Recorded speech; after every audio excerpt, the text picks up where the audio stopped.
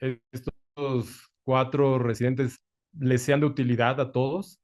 Creo que es un tema, como revisamos todos los webinars, no se había tocado y de ahí nos dimos a la tarea de prepararlo con mucho gusto, con mucho cariño y se van a dar cuenta de la gran capacidad que tienen pues mis residentes para este tema. Voy a presentarlos a todos y cada uno de ellos. Vamos a empezar inicialmente con el doctor Ítalo Axel Arevalo Peña. Él nos va a hablar de generalidades, anatomía quirúrgica del acetábulo. Posteriormente, el doctor César Martínez Zárate nos va a hablar de clasificación y auxiliares del diagnóstico en las fracturas complejas. El doctor Alejandro Neri Pérez Melchor va a hablar de abordaje quirúrgico y osteosíntesis de las fracturas complejas de acetábulo. Y finalmente, el doctor Gabriel Sánchez Cuenca cierra con lesiones asociadas y complicaciones de las fracturas complejas. Tratamos de abarcar un poquito de todo para dar una reseña de lo que es el acetábulo y van a disfrutar este webinar. Muchas gracias. Entonces vamos a continuar con el programa y le damos la palabra al doctor Ítalo Axel Arévalo Peña para que hable de generalidades y anatomía quirúrgica del acetábulo. Gracias, Ítalo.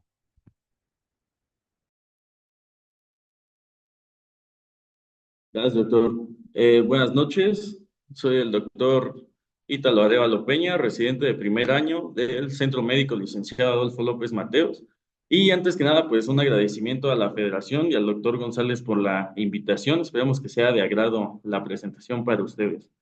Mi tema es anatomía quirúrgica del acetábulo y me gustaría iniciar con un brevario cultural, iniciando con acetábulo viene de la palabra en latín acetabulum, está compuesto de dos raíces, que es acetum, que significa vinagre o vino agrio, y bulum, que significa instrumento u objeto que tiene un propósito. Uniendo ambas raíces, acetabulum, pues viene siendo vinagrera. Esto haciendo alusión al instrumento que se utiliza para almacenar vinagre en la antigüedad o aceite de oliva, el cual tenía pues esta forma esférica que hace alusión a la estructura anatómica de la cual trata la ponencia. Como introducción, tenemos que las lesiones acetabulares no son frecuentes, tienen una incidencia baja respecto a las demás fracturas del resto de la anatomía humana y la mayoría en nuestro país por lo menos van a estar producidas por traumatismos de alta energía. Esto es por la calidad ósea que tiene el fémur en pacientes jóvenes que permite la transmisión de esta energía directamente a la estructura anatómica pues, del acetábulo. Y algo muy importante es que el trazo de fractura resultante de la lesión va a estar determinado por la posición de la cabeza femoral al momento del accidente. Tiene una incidencia aproximada del 0,3 al 6%, esto en diferentes registros, y principalmente va a estar asociado a accidentes automovilísticos, en una incidencia que puede ir desde el 19 al 50%. Solo 20% puede estar relacionado con trauma de bajo impacto y, como les mencionaba, la distribución es bimodal. En primer lugar, pacientes jóvenes en los cuales el traumatismo de alta energía permite la transmisión de fuerzas directamente hacia el acetábulo, donde el trocánter y el cuello femoral no se ven comprometidos por una buena calidad ósea. Y el segundo grupo de distribución, adultos mayores, en donde el traumatismo es directo sobre esta estructura y causa la lesión. Les presento una tabla de diferentes estudios que hay sobre la incidencia de fracturas de acetábulo, en donde vemos que pues más o menos va del 19 al 50%, y vamos a definir traumatismos de alta energía en este caso como accidentes automovilísticos, en donde el afectado es tanto conductor como pasajero, pacientes que han sido atropellados, que tienen accidentes en bicicleta y también caídas definidas como aproximadamente de 6 metros o más altura. Y les traigo una comparación con un estudio de un poco más de 2,000 pacientes en Suiza, en donde en este caso la población, pues la mayoría de la incidencia de fracturas acetabulares está dada por traumatismos de baja energía. Es un país donde no hay tantos accidentes automovilísticos y la mayoría de la población afectada, como son traumatismos de baja energía, pues está concentrado en los adultos mayores. Los traumatismos de alta energía, como es el caso de nuestro país, van a dar como resultado principalmente lesiones de la pared posterior, de ambas columnas o transversa. Esto a diferencia de, como les decía, este estudio suizo de traumatismos de baja energía, en donde la mayoría de las lesiones fueron dadas de pared anterior por ser traumatismo de baja energía con impacto directo. Y de nuevo, como les mencionaba, esta es una tabla comparativa de las lesiones resultantes. Vamos a poner énfasis en las columnas blanca, la gris y la azul claro, que van a ser dadas por mecanismos de lesión de alta energía y que van a dar como resultado lesiones de la pared posterior de ambas columnas o transversa. Y si vemos el mecanismo de baja energía, en este caso definido como caída del plano de sustentación, que es la columna de azul rey, pues el principal afectado va a ser la columna anterior.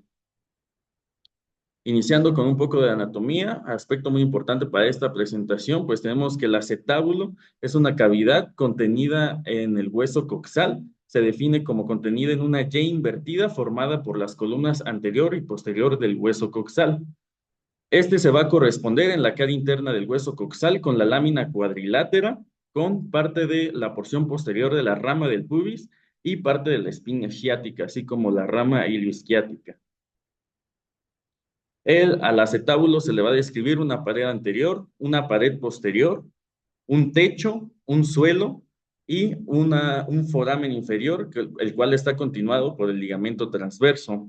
Si vemos el reborde del acetábulo, está formado por fibrocartílago, el cual se continúa con el labrum acetabular, el cual también es fibrocartílago, prácticamente es una extensión de la superficie articular y en el cual se inserta la cápsula articular de la articulación de la cadera, la cual da reforzamiento a esta estructura. En el fondo o en el suelo del acetábulo vamos a encontrar el ligamento de la cabeza femoral y toda esta articulación también va a estar reforzada por los ligamentos de la articulación de la cadera, iliofemoral, pubofemoral e isquiofemoral. Parte importante también es la anatomía de superficie en el momento de los abordajes quirúrgicos que vamos a tocar como temas más adelante. Iniciamos con la pared abdominal para el abordaje ilioinguinal, en el cual tenemos como elementos importantes arterias y venas epigástricas inferiores, así como circunflejas ilíacas superficiales, estructuras que deben ser pues evitadas en estos abordajes principalmente.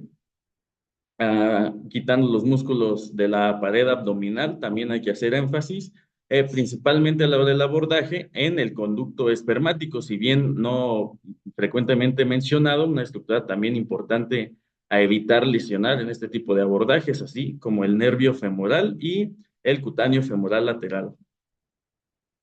Removiendo estas estructuras, tenemos que en la cara más interna, parte del abordaje ilioinguinal, pues estructuras a evitar van a ser vasos ilíacos externos, así como epigástricos internos y circunflejos ilíacos internos. Y una estructura muy importante a considerar en esta zona va a ser la corona mortis, traducida literalmente como corona de la muerte. Una estructura anatómica que es una anastomosis principalmente entre arteria o venas obturadores internos y vasos epigástricos inferiores. Es una estructura anatómica que tiene una incidencia pues del 30 al 40%, dependiendo de las series que lo reportan, y que tiene una gran importancia debido a que una lesión en esta estructura puede llegar a condicionar una inestabilidad hemodinámica en el paciente. Quitando todas las estructuras, pues parte también de los elementos a considerar el nervio femoral y pues es parte de la anatomía para llegar en un abordaje anterior al acetábulo, principalmente para lesiones de columna y pared anterior. En la cara lateral, principalmente los abordajes, vamos a tener los músculos mayor, el tensor de la fascia lata, y si los cuales removemos, pues tenemos acceso a la cara lateral de la articulación de la cadera, también recubierta por el músculo glúteo medio e inferior. Y estructuras importantes aquí a evitar y a mencionar son los vasos circunflejos femorales dados por la arteria femoral profunda, los cuales dan la irrigación principal a la cabeza del fémur y pues estructuras que deben ser evitadas a la hora del abordaje en esta zona. Quitando estas estructuras, pues tenemos acceso en la cara lateral del acetábulo y en la cara posterior, estructuras importantes va a ser el glúteo mayor, los nervios clúneos superiores e inferiores y todos los músculos rotadores de la cadera. Estructuras importantes aquí a mencionar, el nervio ciático, que es una estructura frecuentemente este, vislumbrada a la hora al abordaje, porque tiene que ser evitado, vasos glúteos superiores e inferiores, y vasos pudendos y obturadores. También son estructuras a evitar en este abordaje. Vamos a tener también como importancia que el hueso coxal vamos a tener zonas de seguridad, las cuales vamos a describir en 4 cuadrantes. Los vamos a dividir en una línea que va de la espina ilíaca anterosuperior y que pasa a la mitad del acetábulo, y otra línea transversa nos va a dividir estas 4 zonas. La anterosuperior, estructuras importantes que tienen relevancia en esa zona, arterias y venas ilíacas comunes. En la zona anterinferior, arteria, vena y nervios obturadores. En la zona póstero superior se define como una zona de seguridad debido a que es una zona donde, pues digamos, de manera segura se pueden poner material de osteosíntesis sin lesionar estructuras de gran relevancia, los cuales principalmente van a ser nervio ciático, arteria, vena y nervios glúteos superiores. Y una zona de seguridad secundaria va a ser la posterior inferior, donde estructuras relevantes van a ser el nervio ciático, arteria, vena y nervios glúteos inferiores, pero también el paquete neurovascular pudendo interno. Y para terminar este segmento, y que vamos a ver más adelante, vamos a definir al hueso coxal, aparte de las paredes anterior y posterior del acetábulo, le vamos a definir a este hueso una columna anterior y una posterior. La anterior, que va desde la espina ilíaca anterosuperior, baja hacia la pared anterior del acetábulo, toma parte también la rama iliopúbica y parte de la rama isquiopúbica hasta el agujero obturador. Y la columna posterior, dada por la espina ilíaca superior, todo el reborde posterior del hueso coxal, pasando por la escotadura ciática, la pared posterior del acetábulo, la lámina cuadrilátera y la tuberosidad del isquion. Y por mi parte sería todo.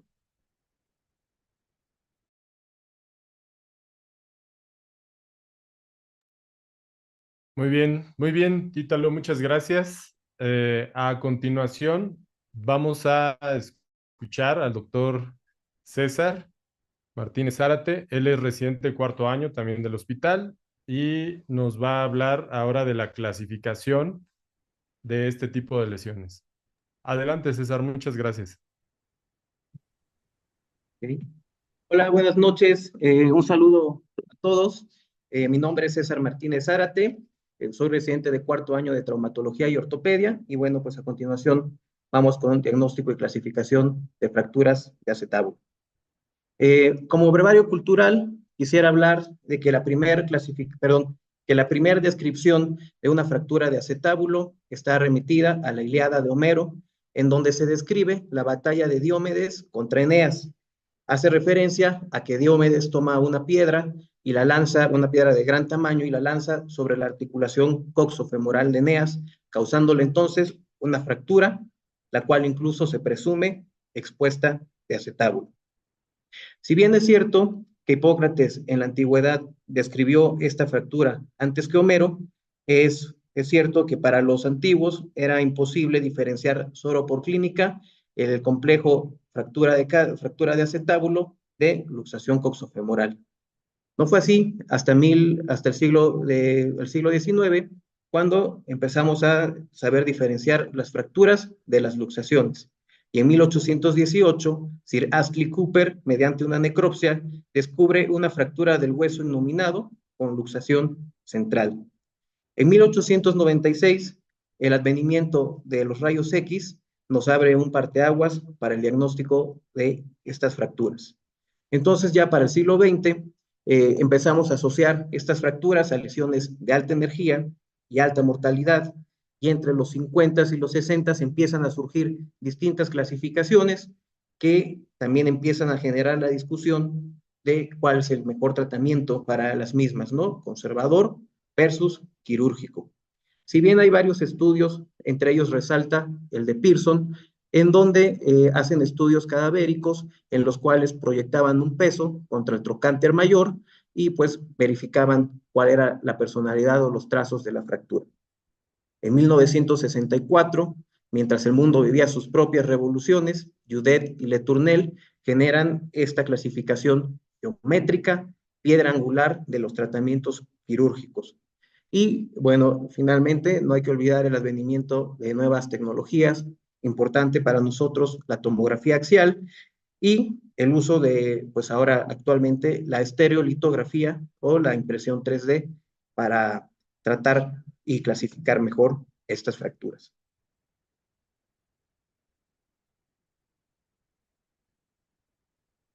A continuación vemos una tabla que se movió, donde vemos todas las clasificaciones que existían antes que las de Judet y Letournel, y hay que destacar entre estas clasificaciones algunos nombres muy conocidos como Merlet-Duvigné, Pearson, de quien les acabo de hablar, e incluso la de Marvin Tide. ¿Ok? No olvidar incluso también que ahora tenemos una clasificación AO. Sin embargo, vamos a remitirnos para el estudio de las fracturas y clasificación de las mismas a esta que es la clasificación de Judet y Letournel, ¿ok? Hecha en 1964. ¿Qué me dio? Ok, hecha en 1964 con sus obvias modificaciones posteriores. Judet y Letournel conocían muy bien esto que también nosotros debemos de saber manejar de una forma excelsa, que son las proyecciones ortogonales, las cuales, bien utilizadas, nos pueden otorgar el superpoder de una vista tridimensional de las fracturas. De tal manera, pues que bueno, encontramos en las proyecciones de Judet que están conformadas por una proyección AP de pelvis, alar y obturatriz. Importante saber qué buscar o qué nos muestra cada una de estas proyecciones radiográficas. Tenemos aquí el ejemplo de una línea roja que destaca la columna anterior, llamada también línea iliopectínea. Tenemos en azul la línea ilioisquiática, que corresponde a la columna posterior, en negro y en café respectivamente, columna anterior y pared posterior, verde, techo del acetábulo, y en amarillo la lágrima que corresponde a la fosa cotiloidea. En las proyecciones alar y obturatriz, entonces podemos ver en la alar una columna posterior, la pared anterior, así como el ala del ilíaco, mientras que en la proyección obturatriz podemos ver la pared posterior y el agujero obturador. Aquí traté de representar el mapa cartesiano para que recordemos nuestra ortogonalidad y esta mnemotecnia que nos puede ayudar para recordar las estructuras. OCA, donde O significa obturatriz, tenemos la visibilidad de la columna anterior y la pared posterior, mientras que la proyección alar nos va a mostrar la pared anterior y la columna posterior. Ahora, aquí les presento la clasificación de Judet y Letournel, la cual nos divide nuestras fracturas en dos grupos grandes, compuestas por 5 fracturas cada una de ellas. Tenemos las fracturas simples y tenemos las fracturas complejas o lesiones asociadas, como también se llaman. Lo que queremos con esta presentación es encontrar la forma o una manera mejor de entender los patrones. Entonces podemos tener un enfoque tradicional en el cual podemos memorizar que son 5 elementales, 5 asociadas y aprendernos aquí el orden de las fracturas y después ver nuestros diagramas y pues encasillarlas. Sin embargo, yo lo que les propongo es esto, una forma distinta de recordar las fracturas de acetábulo, tomando en cuenta que tenemos fracturas de columna, que tenemos fracturas de pared, tenemos fracturas transversas y haciendo hincapié que tenemos fracturas elementales o simples, la cual hay un trazo aislado de una estructura, es decir, una estructura individual, y tenemos las fracturas complejas, que es la asociación de trazos elementales. Vamos a iniciar con las fracturas de columnas, las cuales sus características son estas a continuación descritas, que van de caudal a craneal, dividen al acetábulo y el involucro o no de su capacidad de extensión depende sobre todo de la extensión de la misma. Y un punto muy importante, que casi todas involucran el agujero obturador. Entonces, visto de otra manera, podemos ver que si en nuestro trazo de fractura está involucrado el foramen obturador, tenemos dos diagnósticos principales que podemos realizar, es decir, que sea una fractura de columnas o que sea una fractura tipo T. ¿Ok? En cuanto a las fracturas de columna anterior, lo que hay que buscar siempre es esto, la disrupción de la línea iliopectínea y la extensión cefálica hacia el ala del ilíaco, la cual pues podemos ver aquí en esta proyección alar y en este corte sagital tomográfico. Además, vemos también, como en esta imagen, en este dibujo, que pues involucran también el foramen obturador. Para la columna posterior, entonces lo que debemos de ver asociado en una P de pelvis es la disrupción de la línea ilioisquiática y esto contrario a las de columna anterior que van hacia el ala del ilíaco, podemos ver que se dirigen o tienen extensión hacia la escotadura asiática. Aquí quiero que pongan mucha atención. Es muy importante para complementar nuestros diagnósticos un corte axial tomográfico, ya que en las fracturas de columna vemos un componente coronal al techo del acetábulo. Muy importante. Ahora, en fracturas de ambas columnas, vamos a ver que son más frecuentes, involucran la línea iliopectínea y la ilioisquiática, un poco obvio, y patognomónico, el Spurn sign, que quiere decir signo del espolón, el cual podemos apreciarlo de mejor manera en la proyección obturatriz y es ocasionado por la traslación medial de nuestro fragmento distal. Vemos del lado izquierdo una proyección obturatriz derecha, donde podemos ver aquí el signo del espolón y vemos aquí en nuestro corte axial, donde vemos que pues es ocasionado por el desplazamiento de la fractura, el cual involucra la repisa asiática. El repaso de las fracturas de columna es, vamos a tener involucrado nuestro anillo obturador. Si nuestro trazo de fractura tiene extensión hacia el ala, vamos a estar hablando de una fractura de columna anterior. Si tiene un trazo hacia la escotadura asiática, es de columna posterior. Y si implica ambas columnas, vamos a buscar el signo del espolón. La columna anterior o fracturas de columna anterior pueden tener como una lesión compleja o lesión asociada, una posterior hemitransversa, mientras que las de columna posterior frecuentemente están asociadas a columna posterior más pared posterior. Ahora vamos a ver las fracturas transversas, las cuales están limitadas al acetábulo, el cual está dividido en una porción superior y en otra porción inferior. Hay que tomar aquí en cuenta que hay una pequeña excepción en las fracturas tipo T, las cuales también involucran el agujero obturador. Vamos a empezar con la transversa elemental, en la cual podemos ver una disrupción de la línea iliopectínea y la ilioisquiática, lo que nos da pues nuestro componente transverso.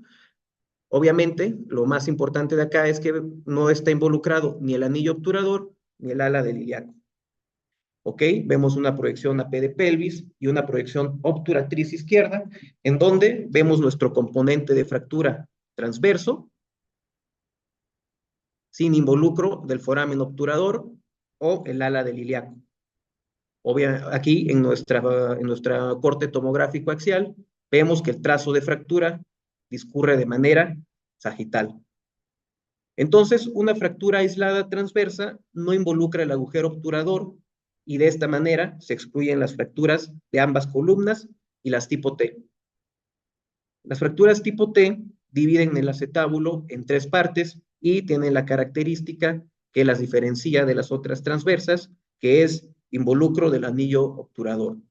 Vemos que tienen un componente tripartito en los fragmentos, principalmente, además de un trazo que va coronal más sagital.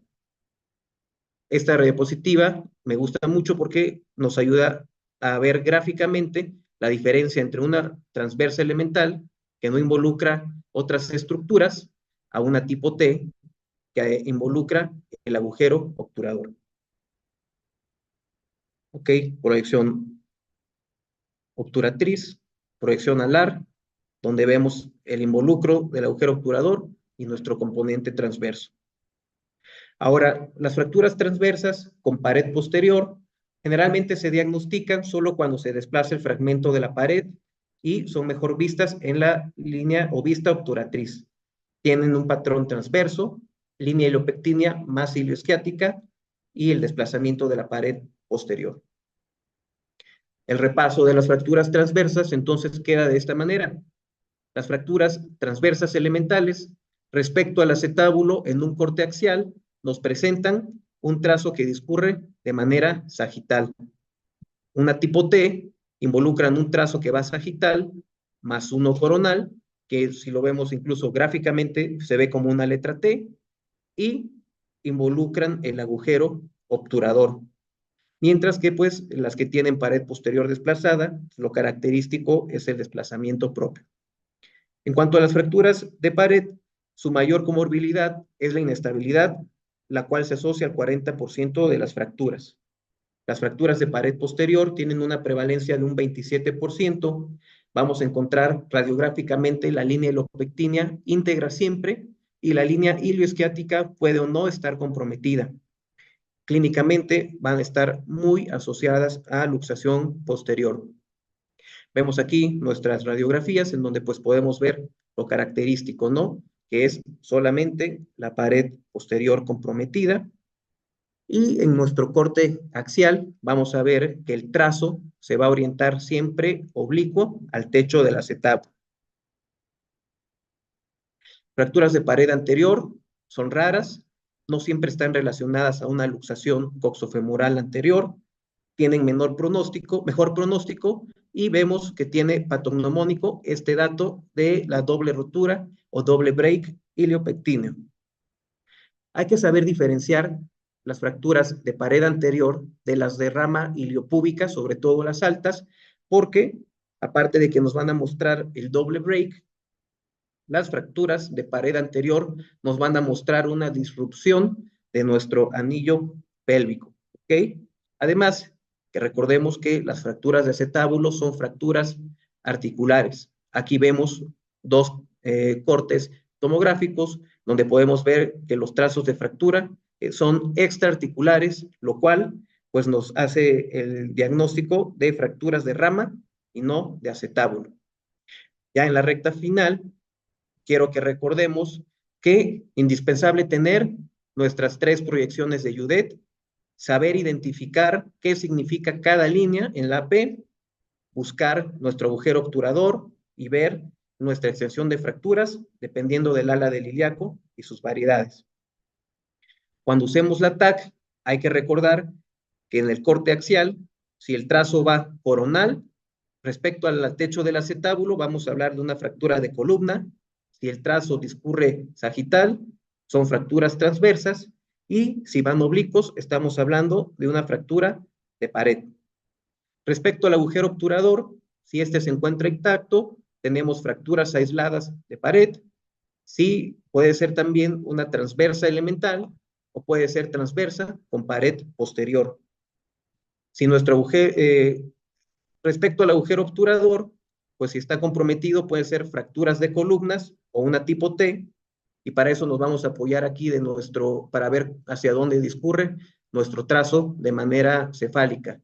Ala de ilíaco, columna anterior, escotadura ciática, columna posterior. ¿Ok?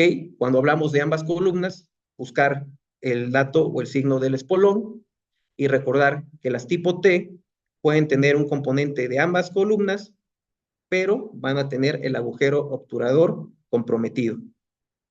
Y bueno, estamos ya finalizando mi aportación. Este tema de clasificación es muy amplio, hay mucho que discutir, hay mucho que aportar, pero pues bueno, lo que yo les di son las herramientas necesarias para saber identificar los patrones, y cierro con esta analogía. En las situaciones complejas, así como en las fracturas complejas, siempre hay que mirar más allá de la esfera. Muchas gracias. Muy bien, César, muchas gracias. Muy interesante tu plática y muy ilustrativa. A continuación, le vamos a pedir al doctor Alejandro Neri Pérez Melchor. Él nos va a hablar del abordaje quirúrgico y de la osteosíntesis en las fracturas complejas del acetábulo. Adelante, Neri, muchas gracias.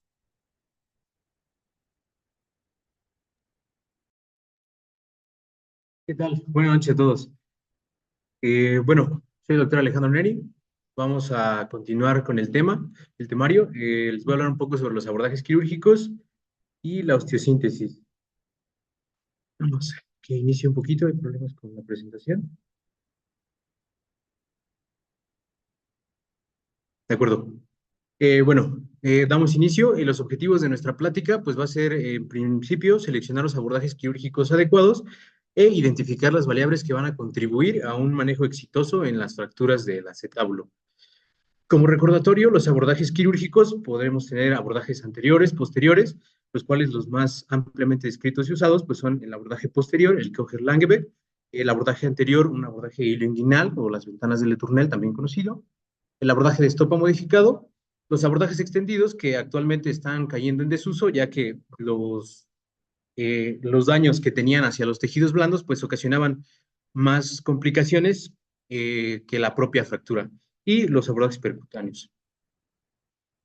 Comenzando con el abordaje posterior de Kocher-Langebeck, pues nos va a permitir realizar una exposición de lo que es la pared posterior, columna posterior, en algunos trazos de fractura, como lo veremos más adelante. Recordando nuestros puntos anatómicos, es la punta del trocánter mayor y vamos a dirigir nuestra incisión hacia lo que es la espina ilíaca posterior-superior. Tendremos algunas extensiones de este abordaje siguiendo la diáfisis del fémur o hacia posterior en el glúteo.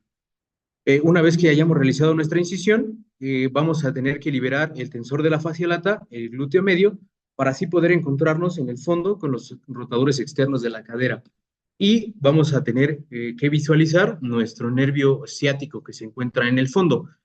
Lo que haremos con nuestros rotadores externos, pues va a ser realizar una cobertura del mismo para poderlo quitar del campo quirúrgico y de esta manera dejar completa exposición la columna y la pared posterior de nuestro acetábulo.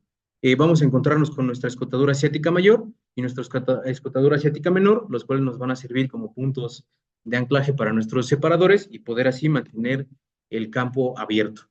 En este tipo de abordajes, si nuestro trazo de fractura nos lo solicita, pues vamos a poder realizar una incisión en la cápsula articular, realizar algunas luxaciones si es que lo requiere, o algunas osteotomías trocantéricas de tipo flip para extender nuestro abordaje.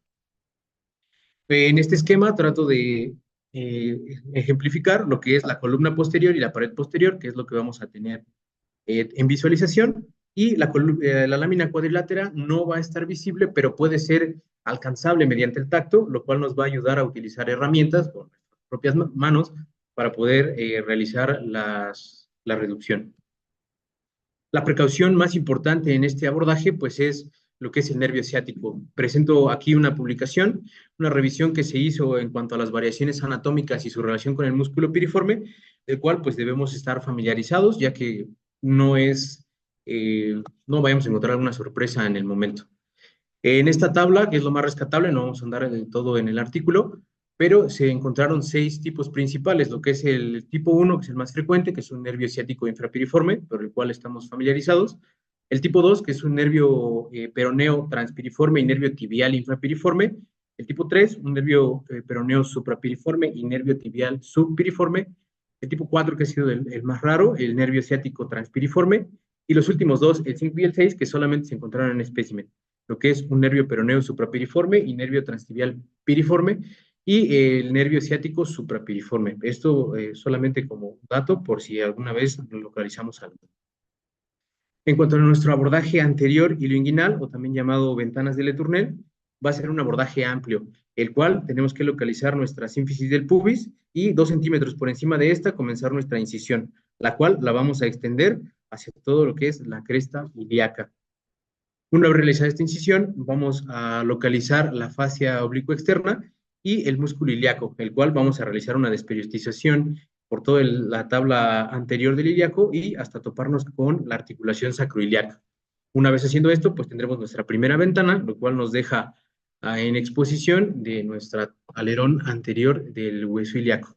En nuestra segunda ventana localizaremos nuestro ligamento ilioinguinal, el cual pues tendremos que incidir para ver un poco más extensa la fascia oblicuo externa y desplazar su contenido. En este esquema de este lado podemos ver las referencias, algunas de las relaciones que tiene tanto el músculo iliopsoas como los vasos femorales, el nervio femoral, y localizaremos lo que es la fascia iliopectínea. Esta fascia hay que desinsertarla para así poder realizar una medialización de nuestros vasos femorales y una lateralización del nervio para quitarlos de nuestro campo quirúrgico.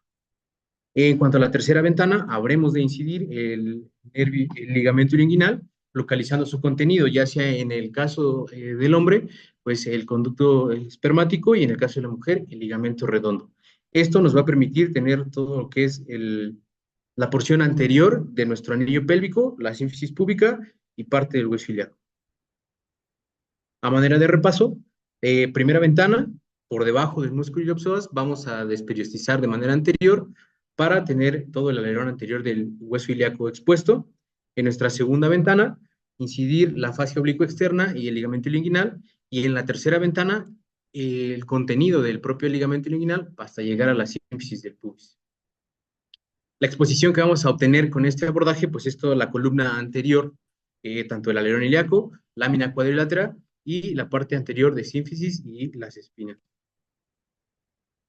Continuando con otro abordaje anterior, lo que es el abordaje de Estopa modificado, fue descrito en 1974 por René Estopa, quien lo describió en primer principio para la reparación de hernias incisionales, y 20 años después fue modificado para realizar la reducción de nuestras fracturas acetabulares.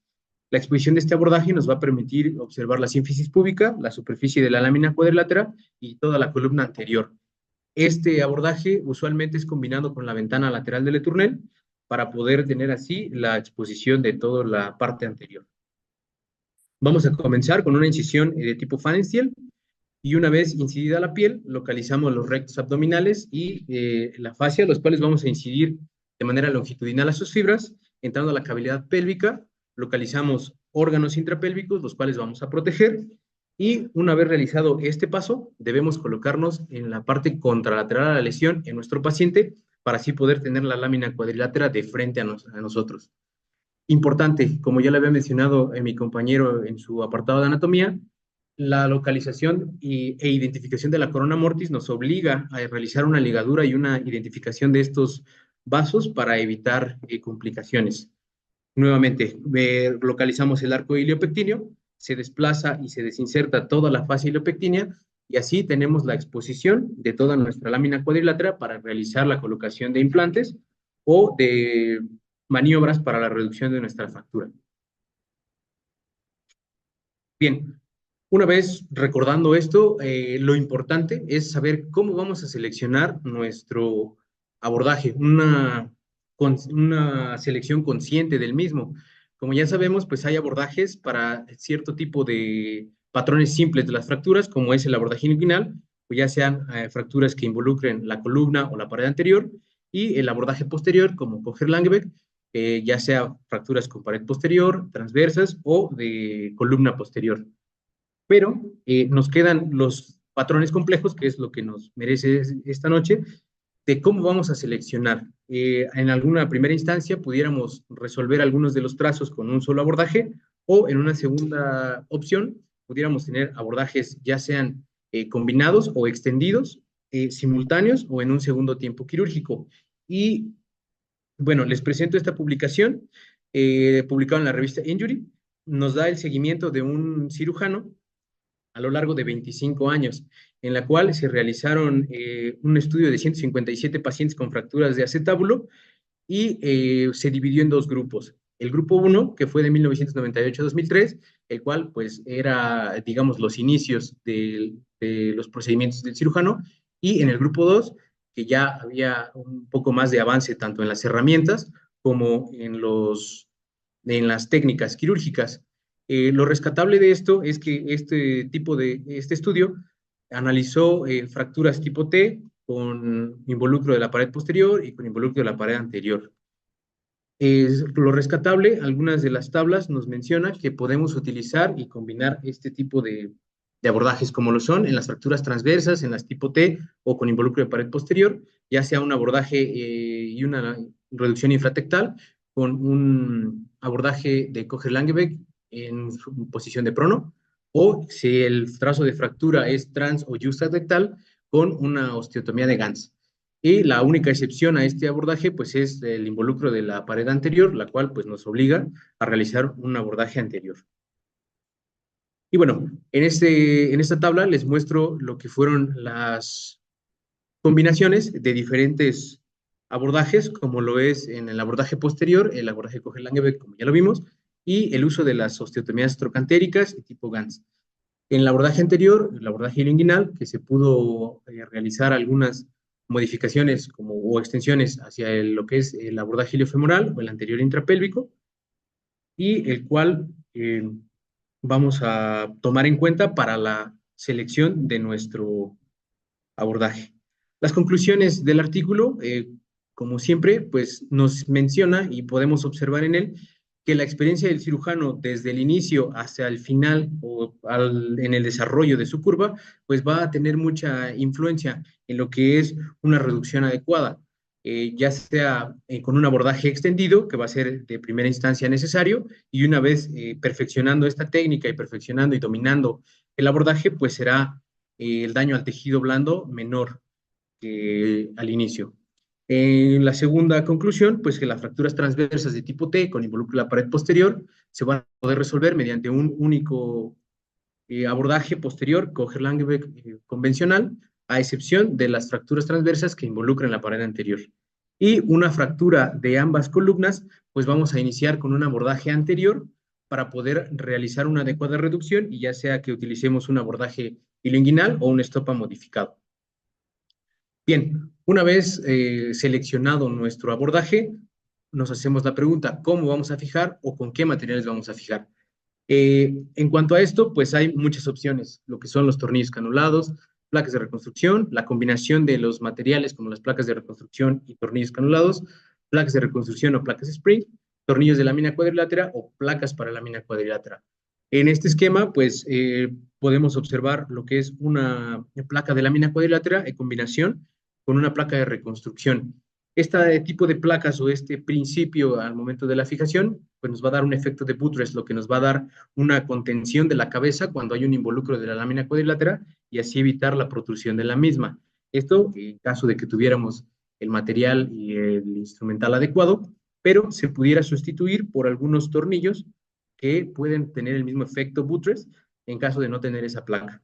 Estos tornillos se van a colocar, como se ve en esta imagen de acá, en los orificios de la placa de reconstrucción que quedan libres y tomando la primera cortical sin llegar hasta la articulación para poder mantener la contención. Esto pues requiere una vez más mucha técnica, mucha práctica y el dominio de la técnica. Bien, en este esquema de acá pues podemos observar lo que son las placas de tipo spring que nos van a servir como una especie de gancho al momento de que veamos que en una fractura hay un involucro de las cejillas o de la pared anterior o posterior de nuestro acetábulo. De igual forma, puede ser utilizada en combinación con otros materiales. Y bueno, de este lado vemos placas anatómicas per se para lo que son la lámina cuadrilátera, pero bueno, habría que estar familiarizado con el material y la técnica de su colocación. En este caso vemos algunos ejemplos del artículo previamente mencionado, en donde se utilizaron se ven las reconstrucciones y la combinación de los mismos materiales que se utilizaron para su fijación. Y les muestro algunos de los trabajos, fracturas que hemos realizado en el centro médico, cuando utilizamos alguna combinación de lo que son ventanas de Letourneur y varias abordajes previamente explicados.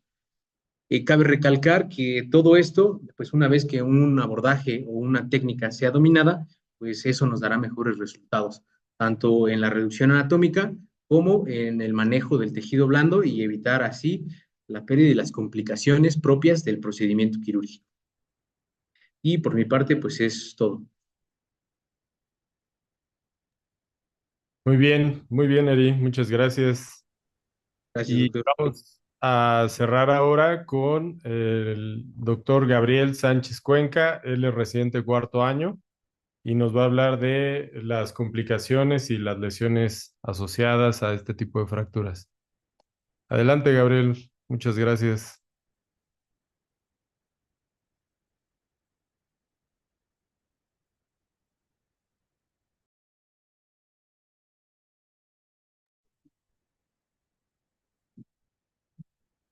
¿Qué tal? Buenas noches. Gracias por la presentación, maestro González. Bueno, pues vamos a hablar de un tema importante, las lesiones asociadas.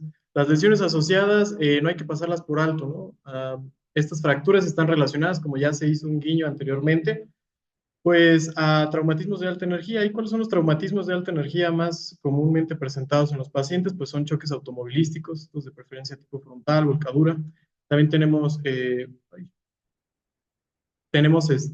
caídas de altura y bueno, no sé en su estado, pero aquí en el mío, pues el fácil acceso a las motocicletas ha ido aumentando, los choques con motocicleta, ¿no? Estos también se han presentado muy importantes y han presentado al igualmente lesiones asociadas, ya que el chasis de la moto, pues es el cuerpo. Aquí tenemos un ejemplo que nos llegó el fin de semana, un paciente de 62 años que, bueno, como antecedente de importancia tiene dificultad o disminución de la visión, estaba caminando y, bueno, tuvo una caída de altura, ¿no? Esas son las fracturas que nos llegan acá. Hay varios estudios, varias relaciones que se presentan. Se dice que en el 50% de los pacientes se presentan lesiones en víscera o lesiones musculoesqueléticas. Nosotros como traumatólogos, bueno, pues las que más nos importan son las de miembro torácico, miembro pélvico, que esas son las que más se presentan, pero pues también debemos de poner importante atención a las lesiones en cráneo faciales. Estas lesiones en cráneo faciales también se han visto relacionadas con el uso de motocicleta, pero no de casco. También las lesiones en tórax, como el paciente que les presenté en la diapositiva anterior, pues bueno, con la caída, es una caída con golpe directo sobre mi tórax, sobre mi cuerpo derecho, donde se presentó lesión en tórax, ya lo están viendo. También las lesiones nerviosas, estas pues referentes al nervio ciático, más adelante lo tocaremos. También hay lesiones abdominales e incluso lesiones en genitales. Es importante que tengamos siempre un equipo multidisciplinario, un buen equipo en choque, una buena valoración por parte de nosotros, aunque no sea nuestra especialidad, pues algo conocemos de las demás, ¿no? Entonces es importante hacer énfasis en el abdomen, en el tórax y también, bueno, en algunos resúmenes que buscamos, se hacía referencia especial a las fracturas de la rodilla. La rodilla pues tiene un golpe directo sobre el tablero del automóvil al momento del choque y este puede presentar una fractura de patela o de meseta tibial. Esto se relacionaba también con que no eran las fracturas que se encuentran en la primera revisión, sino en la segunda o en el pase de visita, ¿no? Entonces ya conociendo esto, pues tenemos que tener atención y ya un diagnóstico dirigido o el colmillo necesario como para encontrarlas en los siguientes pasos.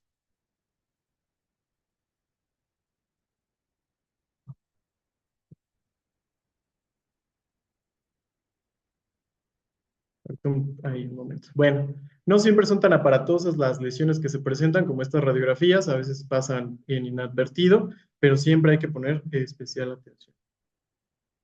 También otra lesión que se puede presentar y que a veces no es tan mencionada es el síndrome o la lesión de Morella-Vallée. El síndrome de Morella-Vallée pues, se describió más o menos en 1853 por el doctor por el cual lleva su nombre y es un deguantamiento o una disrupción abrupta del tejido celular y la fascia, la cual hace una rotura de los vasos, de los linfáticos, incluso una licuefacción grasa y esta pues va a producir un espacio vacío. Ese espacio vacío se tiene que llenar con algo, generalmente es con sangre. Es importante delimitarla, marcarla, tenerla bajo vigilancia y tratar de darle tratamiento en cuanto la encontremos, ¿no? Porque si no, pues bueno, podemos correr el riesgo de que se infecte este líquido.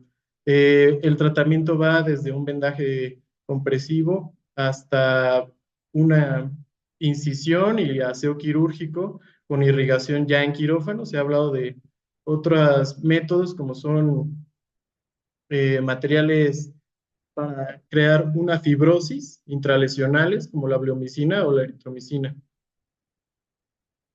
Otro tipo de lesiones asociadas que me pareció importante mencionar, pues es cuánta sangre pierde un paciente que tiene fracturas de acetábulo, ¿no? Se hizo un estudio retrospectivo de ahí de varios pacientes donde se veía que alrededor o en promedio las fracturas aisladas de acetábulo tenían una pérdida de más o menos 1,2 litros, ¿sale? Preoperatorios. La verdad es que las fracturas de acetábulo muy pocas veces son fracturas que requieran un tratamiento de urgencia. Generalmente es una fractura que se puede dar un tratamiento concienzudo, un tratamiento, digámoslo, tranquilo, preoperatorio, que lo vea el internista, que lo vea el neurocirujano o los servicios que sean necesarios y ponerlo en las mejores condiciones, porque pues ya sabemos que es una fractura desafiante, un tratamiento complejo y bueno, hay que entrar en las mejores condiciones, ¿no? Las fracturas que más sangraban, pues se decía que eran las semitransversas y las fracturas en T. En cuanto a las lesiones asociadas, pues lo mismo, ¿no? Hay que siempre tener cuidado, un buen equipo, unas guías o un seguimiento de las guías actuales de trauma bien, sabernos manejar, no caer en prisas y darle el mejor tratamiento que se pueda al paciente. Bueno, otro tema son las complicaciones. En cuanto a las complicaciones, bueno, pues vamos a hablar de que el cartílago pues es un tejido altamente especializado, importante recordar que es hipocelular, avascular, aneural. Esto nos va a marcar que no se pueda o no pueda tener una regeneración. Cuando se regenera, se cambia por un tejido que no tiene las mismas capacidades de distribución de carga o que no nos permita un adecuado movimiento, ¿no? Las complicaciones, bueno, van a venir o nos van a llevar a poca o nula capacidad de reparación y van a haber factores agregados, como las lesiones de la cabeza femoral, si el paciente es joven, si hay una reducción mayor a 2 milímetros, ya con el tratamiento quirúrgico, es lo que tenemos que buscar siempre, una reducción perfecta o anatómica, lo más parecido a lo normal. Incluso así, pues se va a presentar otro tipo de complicación, que sería la artrosis postraumática. La artrosis postraumática, pues es la principal complicación de este tipo de fracturas, como buena fractura articular. Se han hecho varios estudios donde se habla que en la mejor condición, el 50% de los pacientes a los 2 años van a necesitar una prótesis de cadera, ¿no? Esto, pues es importante que lo tengamos en cuenta para nosotros ir valorando, darle una buena rehabilitación al paciente y aguantarlo pues lo más que podamos, ¿no? Pero invariablemente o muy probablemente va a necesitar. Otra complicación es la osificación heterotópica. Esta va a ser, aunque no tiene una etiología conocida, pues va a venir de una reacción inflamatoria que va a producir diversos cambios y va a afectar diversas cascadas de componentes que nos va a llevar a que haya tejido fuera de su lugar, ¿no? Tejido óseo que se va a presentar en ligamentos. Tal vez no sea sintomática, pero sí nos va a dar complicaciones para la posterior colocación de la prótesis de cadera, ¿no? Entonces hay que tener cuidado. Si bien no a todos los pacientes les va a dar esta complicación, pues ha habido diversas formas de darle tratamiento profiláctico, ¿sí? No están muy recomendadas. Una es la indometacina. Yo creo que todos estamos familiarizados con el tratamiento con indometacina, pero esta también se ha relacionado con sangrado de tubo digestivo, con una no unión y, bueno, con retraso en la consolidación, ¿no? Lo que ya les había explicado. Entonces, no ha probado que tenga o que sea más funcional que el placebo. No se recomienda. En nuestro hospital no lo utilizamos. También hay tratamiento con radiación. Sin embargo, en varios estudios en países donde lo realizan, pues bueno, se dice que la radiación o la radioterapia es hasta 200 veces más cara que la indometacina y tampoco ha mostrado que, bueno, sea efectiva, ¿no? En cuanto a las complicaciones, ya se hicieron varios guiños en las presentaciones de mis compañeros.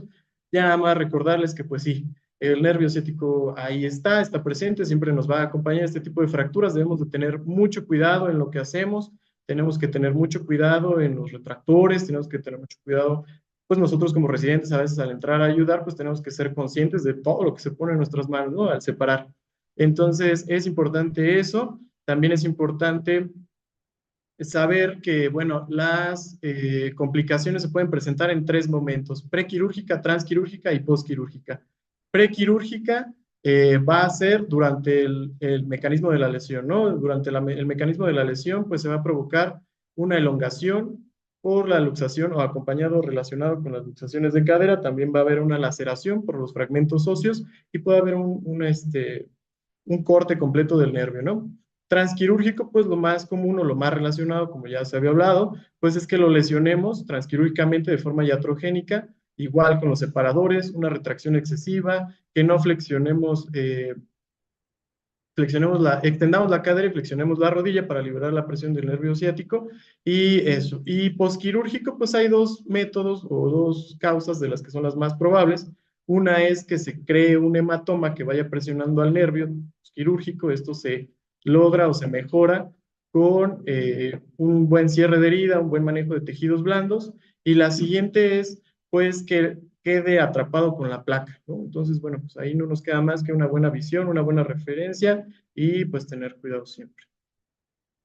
En cuanto a las complicaciones, la última con la que me gustaría terminar, pues es una complicación que se puede presentar en cualquier tipo de cirugía, ¿no? Sea acetábulo o no, todos los pacientes se pueden infectar. Yo creo que todos hemos tenido a lo largo de nuestra carrera o de nuestra residencia, pues hemos tenido pacientes que quedan muy bien la cirugía, le va muy bien, todo está perfecto, pero bueno, se infectó, regresa a las 2 semanas, se infecta. Hay que tener especial cuidado con la obesidad, con discrasias sanguíneas, con diabetes mellitus, que bueno, nuestra población está muy afectada por esta enfermedad. Siempre tener cuidado y como les había dicho, esta fractura no es una fractura de urgencia, hay que tener una buena planeación prequirúrgica, tanto nosotros como traumatólogos, como los demás especialistas con los que nos ayudemos para llevar al paciente en un buen estado metabólico, ¿no? Después de la cirugía es importante que lo mandemos a las consultas necesarias, que saque cita a la consulta externa de medicina interna, de endocrinología, de lo que sea necesario para que la cirugía tenga un buen fin. Hay que recordar que no hay que tratar al paciente como de trauma, sino como un paciente completo, un organismo, y hay que alcanzar la homeostasis. Bueno, con esta vista del Nevado de Toluca, pues les agradezco mucho su atención. Eso sería todo por parte de nosotros y que pues, estén muy bien. Muy bien, muchas gracias, Gabriel. Pues esta es una visión general de lo que queríamos hablar. Como bien comentaron, trabajamos en un hospital donde la patología de las fracturas del acetábulo y de la pelvis son muy frecuentes. Hemos visto un incremento exponencial a partir de que las motocicletas son de uso muy común y que prácticamente se pueden comprar muy fácilmente y a bajo costo. Y ahora nos enfrentamos a lesiones que pues antes eran paredes posteriores, ahora vemos lesiones cada vez más complejas. Sabemos que únicamente el 10% de los traumatólogos a nivel mundial son capaces de manejar el acetábulo de una manera adecuada y eso nos obliga al tiempo también, pues a seguirnos preparando en este tema porque cada vez vamos a ver más energía en los accidentes viales. Creo que es lo más trascendental que puedo aportarles en ese sentido y pues bueno, vamos a dar parte a las preguntas, si es que hay dentro del grupo. Muchas gracias. Gracias a la federación, gracias al presidente Darío Garín, al vicepresidente, al doctor Álvaro Rengifo y a la doctora Mariana Salazar, que siempre está coordinando estos webinars. Muchas gracias. Como Hospital López Mateos nos sentimos muy agradecidos. Muchas gracias, Carlos. Doctor César, doctor Augusto, ¿alguna pregunta? No, primeramente felicitarles. La verdad que el webinar muy interesante. Es una patología que realmente es un reto como decía, cada que llega un paciente. La verdad que muy bien preparados los temas.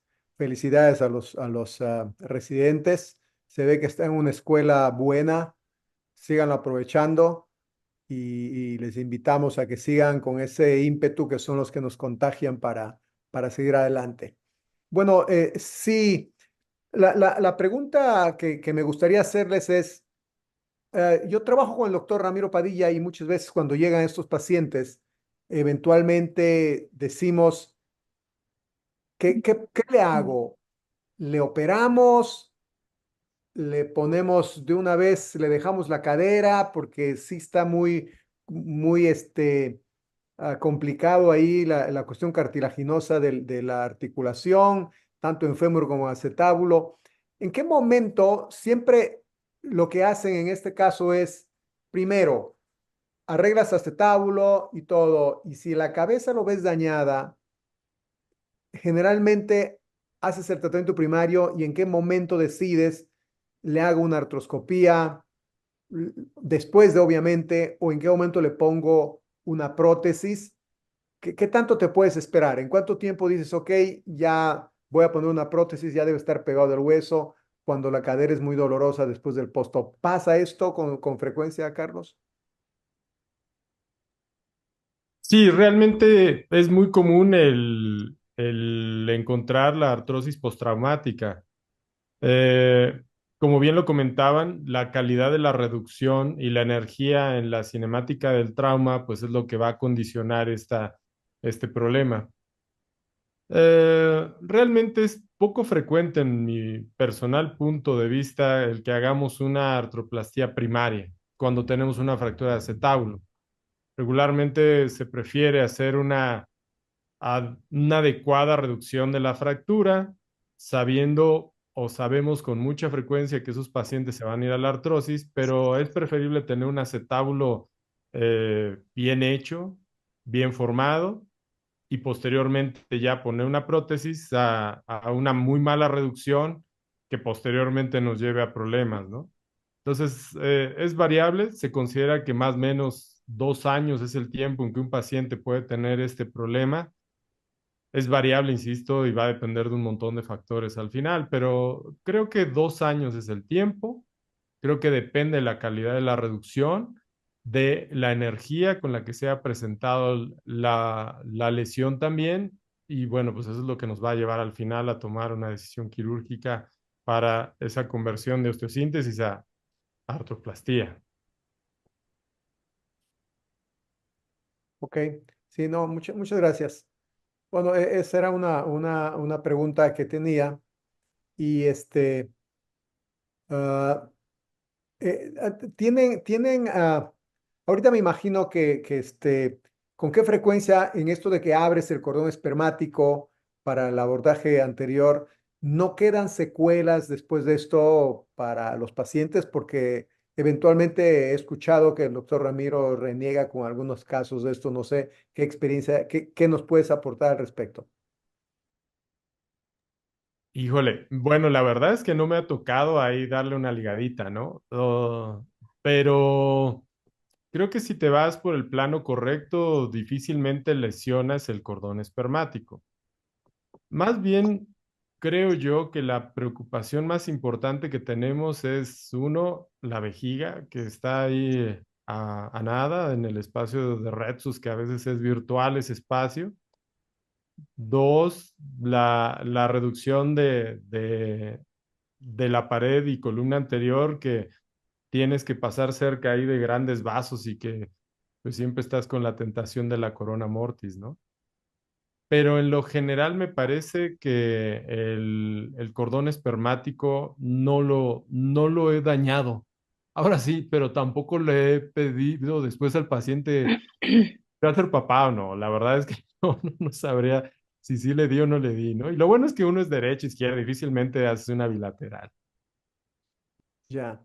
Y la última pregunta que te haría sería, ¿qué porcentaje se quedan con lesiones de nervio ciático y con una marcha de estopar que pues a veces se produce en el accidente o lo producimos en la cirugía?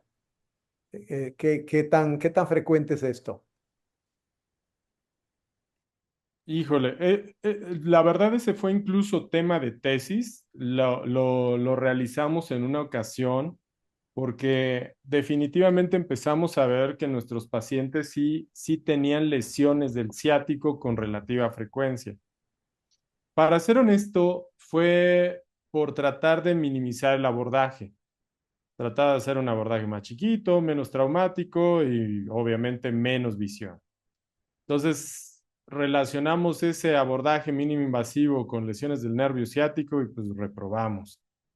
Entonces, se regresó al abordaje tradicional de coger Langenbeck Y eventualmente existen lesiones del ciático, pero me parece que ha disminuido drásticamente desde que cambiamos de esa forma de tratar de hacer abordajes pequeños. En este caso, como bien lo comentaba Neri, es muy importante hacer un abordaje amplio, tratar de visualizar bien lo que estoy bien, lo que tengo que ver, evitar el nervio, evitar vasos y en su momento, pues sí, hacer la reducción correcta, siempre viendo dónde pongo el tornillo, dónde perforo y dónde jalo. Sin embargo, bueno, pues sí están ahí los residentes que a veces en su entusiasmo de que uno vea bien, dan ahí un jalón de más y eventualmente pues viene esa neuropraxia.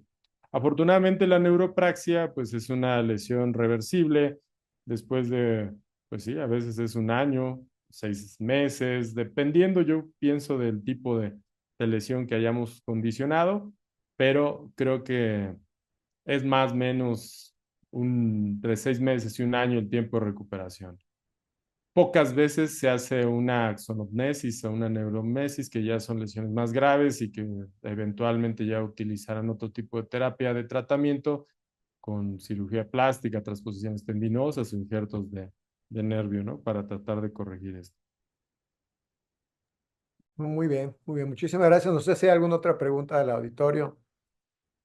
No hay otra pregunta, pero si yo respecto a las lesiones del nervio ciático, te iba a decir que qué tanto están asociadas. Bueno, obviamente tú tienes experiencia y si le hace un cirujano con experiencia, pues es menos probable, pero precisamente si las hace alguien más que no tiene tanta experiencia y quieres empezar, pues yo creo que eso te va a aumentar la incidencia de alguna lesión, ¿no? ¿Cuánto crees que, esa es la primera? Y lo segundo es, ¿cuántas cirugías crees tú que necesitas para tener esa experiencia? Ya ves que todo te va, necesitas tantas prótesis de rodilla, necesitas tantas prótesis de cadera para tener como esa experiencia necesaria. ¿Cuánto crees tú que necesitarían tener para esa experiencia de acetábulo o esa experiencia para operar un acetábulo? Y lo segundo, son lesiones frecuentes en hospitales de concentración, pero ¿qué tan frecuentes son en hospitales que no llegan estos pacientes y que no se tiene oportunidad de estar continuamente pues refrescando este tipo de cirugía?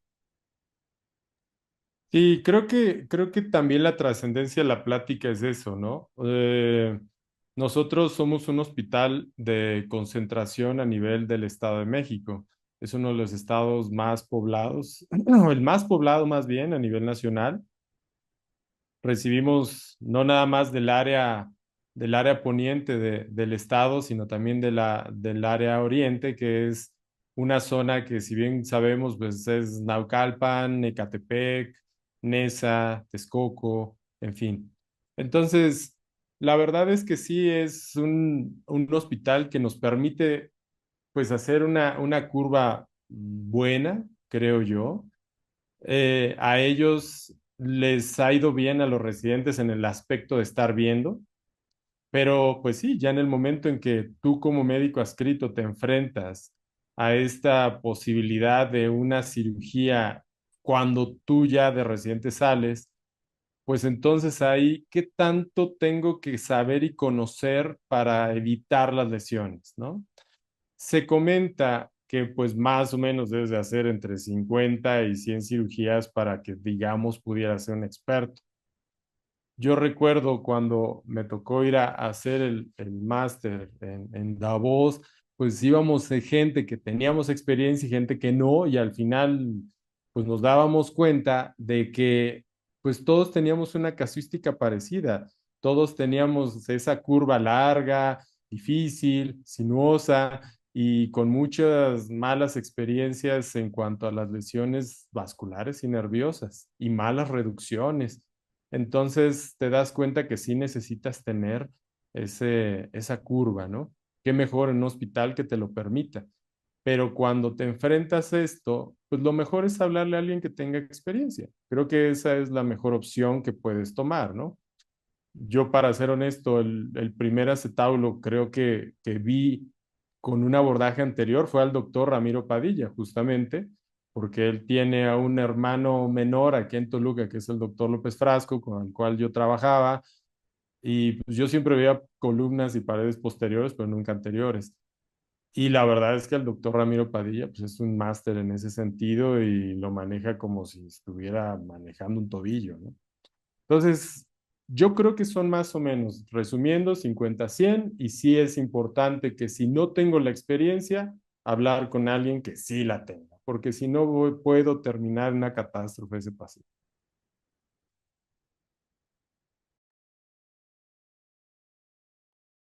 Ok, muchísimas gracias. Muchas gracias, Carlos. Este, no me queda más que darle las gracias al doctor Carlos González, profesor titular de este centro de adiestramiento, el Centro Médico Licenciado Adolfo López Mateos, CISEM Toluca de Lerdo. Y sí, un centro muy grande que recibe muchos de estos pacientes de politrauma, en donde pues es fácil llegar a esas 50 cirugías. Muchas gracias precisamente a Gabriel, Alejandro, a Italo y a César. Tienen una buena escuela en el cual pueden llegar a tener toda esta experiencia. Muchísimas gracias por participar y eh, no me queda más que volverlos a invitar. Ya nos podemos ir apuntando para la que sigue, de la siguiente vuelta, para ir convenciendo a sus demás compañeros, contarles su experiencia de cómo es esto. Y precisamente ya nada más para cerrar y dejarle al doctor César que del cierre vamos a ver, acabamos de ver nuestro 37º webinar de Escuela de Residentes y precisamente ya nada más que lo prometido es deuda, cómo pertenecer a este capítulo de residentes. Si ustedes aún no pertenecen, precisamente, Carlos, si tus residentes aún no pertenecen, invitarlos para que se inscriban. Es súper sencillo, hay que entrar a la página de femecot.com y una vez que ingresan, precisamente se van a dirigir a esta parte de residentes y van a hacer el registro de su solicitud. Al hacer el registro de su solicitud, van a tener que hacer el llenado de todo el formato, todos sus datos generales, todo lo que les pide aquí, y una vez que lo llenen, les va a pedir 4 requisitos, que van a subir 4 archivos, los van a cargar su cédula, su título, una carta de intención dirigida al presidente de la federación. Esto es la carta de intención para pertenecer al capítulo de residentes de la federación y una carta de adscripción de su sede como residente. Esta carta de adscripción puede ser una carta de enseñanza, puede ser la carta que les dieron cuando los aceptaron como residentes, cuando los cambian de año, lo que ustedes tengan a la mano, no tiene que ser exactamente algo, no nos podemos tan estrictos en esta parte. ¿Qué es lo que les ofrecemos nosotros? Bueno, capacitación continua a través de nuestro Congreso Nacional, de nuestros encuentros regionales y dentro de nuestros diferentes cursos que imparte la Federación, que como han visto cada vez vamos creciendo más, y junto con el doctor Cuevas este año hicimos ahí una serie de casos clínicos antes de que presentaran su examen de consejo. Y el utilizar las plataformas de la federación para poder tener acceso a clases, para que puedan hacer uso de ellas para realizar algunos eventos, asesoría de nuestro comité editorial por si quieren publicar o por si tienen algún caso clínico que quieran presentar, algún cartel. Siempre el comité editorial está entusiasmado de poderlos asesorar. Rotaciones internacionales y sobre todo, siempre lo que les decimos, ustedes son el futuro de la federación, es el pertenecer en un futuro al profesorado de la federación una vez que terminen su residencia. Nosotros es muy importante para nosotros descubrir estos nuevos valores. Y nuestro próximo webinar Escuela de Residentes, sí, es el próximo 23 de julio y el doctor Luis Enrique, que es el encargado del módulo de rodilla, será el que esté encargado de este. Les recordamos que hasta el día de mañana se pueden registrar para el sexto encuentro de la región noreste FEMECOT en Los Cabos, por si gustan acudir. Están todos invitados. Y también les recordamos que tienen hasta el 1 de julio para registrarse para nuestro Congreso Nacional de Ortopedia, que se realizará con sede en Cancún del 15 al 19 de octubre. Los esperamos también y recuerden que antes del próximo lunes, así hasta el domingo, para registrarse pagando con un 50% de descuento. El descuento es aplicable para los socios de la Federación al corriente al 2024. Y pues no me queda nada más que cederle la palabra al doctor Augusto para que haga el cierre de este webinar. Doctor Augusto, muchas gracias. Buenas noches. Buenas noches, buenas noches. No, muchísimas gracias a ustedes. La verdad es que gracias a todos, particularmente a ti, doctora Mariana, igualmente, doctor Carlos, gracias por ese compromiso y por estar siempre, pues, listo para apoyar a la federación. Y bueno, ni más que decir a todos nuestros residentes, aquí la federación, les agradece en nombre del doctor Darío Garín, nuestro presidente, y les tiene las puertas abiertas para cualquier trabajo que quieran presentar, las veces que quieran exponer, se pongan de acuerdo con el doctor Carlos, motiven a sus compañeros para que este foro es de ustedes, se creó exclusivamente para ustedes y créanme lo que la gente les empieza a conocer, ustedes empiezan a perder el miedo y se animan otros residentes. Les felicito, lo hicieron muy bien.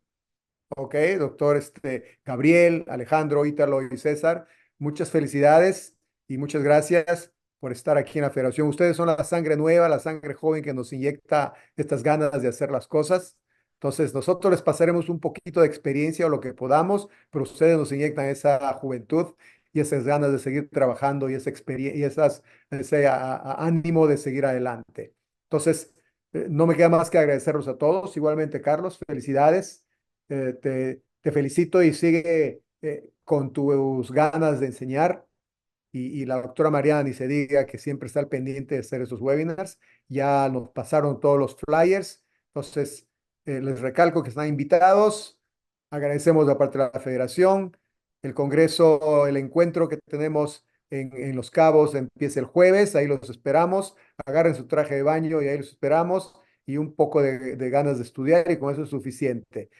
Y igualmente en Cancún tenemos nuestro encuentro, nuestro Congreso Nacional, nuestro magno evento. Están más que invitados. Todavía están a tiempo de hacerlo y agradecerles de todo corazón, abriéndole las puertas, invitándoles a nuestros próximos compromisos. Muchas gracias a todos.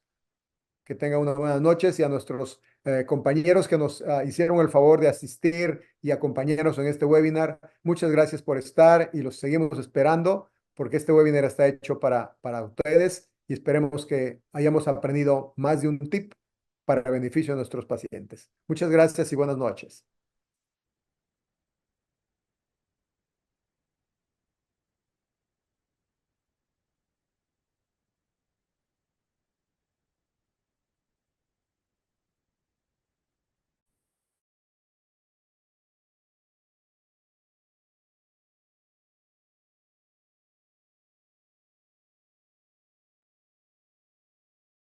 Listo, ya pueden hablar.